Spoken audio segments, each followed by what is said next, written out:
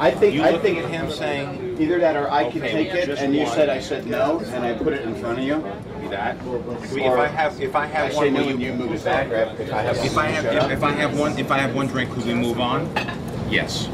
And he takes it. Takes a drink. Now, do we cheers before that? That'd be good. We have one drink. Okay, here. So please, and roll sound. And boom up. Boom up. Boom up. Okay.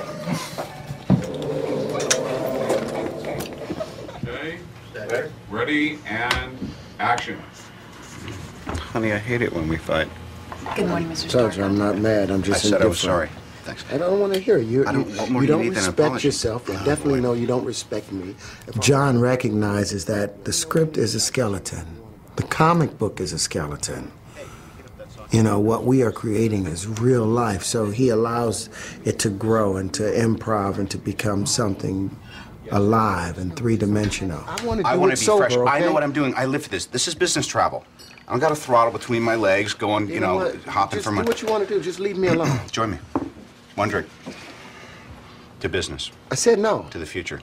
To the Air Force. Will it get you to shut up? About the time that we cast Robert Downey Jr., I was thinking about the house and trying to figure out what kind of design it should be. And even though we had decided on this kind of angular, flat, metallic, hard-edged look, the idea that Robert Downey Jr.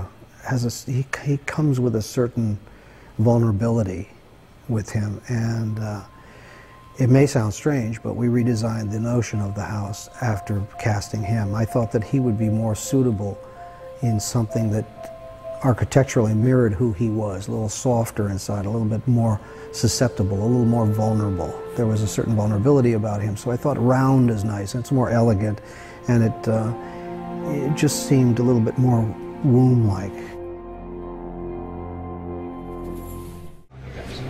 The first half hour of being in the Iron Man suit is like the coolest Halloween you ever had, except you're alone in the trailer before they call you on a set or whatever, or you're getting ready and you just catch a glimpse and you go, that's right, Grandma'd be proud. And then, because it's not really, it's designed for guys to wear, but I'm not a stuntman. And most of the stuntmen aren't doing, 65 scenes in the next 3 weeks. Most of them are young enough to not have a teenager at home.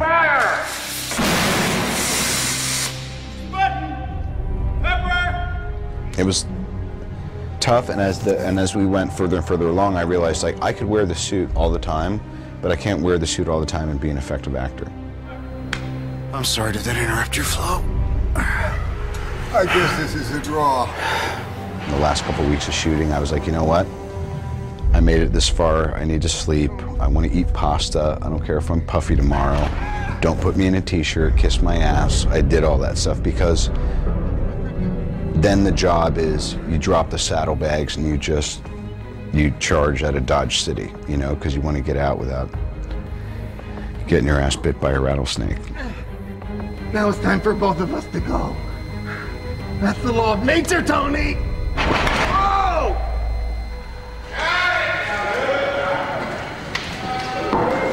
Ladies and gentlemen, on to Las Vegas. That was a wrap. Thank you, everybody. Here we are out in front of Caesar's Palace, the third movie I've done here. And we're exhausted. We're doing a death split, which means you start at midnight and go into the next day. We tried to turn around. Everybody stayed up as late as they could, gambling and partying last night, and tried to sleep all day. I, for one, was not able to sleep all day, and I have to act and direct today. So this could all go to hell in a handbasket on our last day of principal photography. But here we are. This is the big finish line. We always knew that if we got here, we'd be in good shape. So it's a bit of a celebration. It's going to be a fun scene. We're going to start outside, then go inside, and here he is, Tony Starks.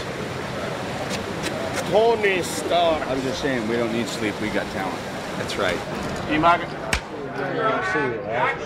Work it, work it, work it! I'm just so proud of everybody and satisfied and the whole deal. I mean, in my psyche right now, it's that thing of like someone was saying the last day of high school and, you kind of just can't wait to throw your hat up, but then you're like, what am I going to do with the rest of my life? And I just remember last, October, November, and meeting John regarding this, and then screen testing, and then pre-production. To me, like, most of us were burnt by the time pre-production was done, because we prepped ourselves into a tizzy. And then there's starting in the first 2 weeks in the cave, and then going to Lone Pine, and then it was Air Force Base. I mean, it's the problematic thing of looking at a schedule, or looking at what anyone looking at what their life is for the next 3 months. It's like, this can't be done. Thank you, everybody. That is a wrap. You know, every movie has its trials and tribulations. We did encounter a snowstorm in the middle of a desert in the cave scene, which was very odd. We did have sets that blew away and blew down, but it actually, the movie gods were with us most of the time. And while it was always daunting, it went fairly smoothly, which was great for our first production, very important for our first production. Ladies and gentlemen, Jon Favreau, director of Iron Man. That's a testament to John, to the crew that we put together, and for the cast, who were always game, who could always maneuver through whatever circumstances were thrown at them. And, we did. We came in on time and under budget.